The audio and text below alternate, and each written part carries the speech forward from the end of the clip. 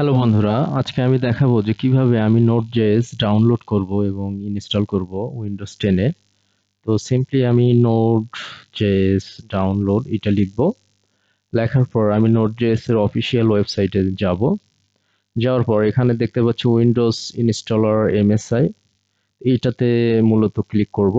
এর আগে যে ভার্সনগুলো ছিল সেগুলো Node.js এবং প্যাকেজ npm সেটা আলাদা ছিল, বাট এখনকার যে ভার্সন npm এবং Node.js এক করা হয়েছে। সো আমি জাস্ট এটা ডাউনলোড করলাম।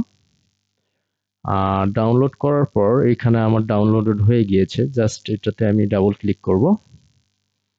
দেন next, I accept license agreement, program C, next. Automatically যেগুলো নিডেড টুলস বা কম্পোনেন্ট সেগুলো সেট আপ হোক। Then install.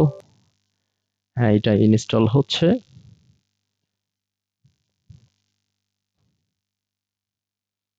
It's taking just few seconds.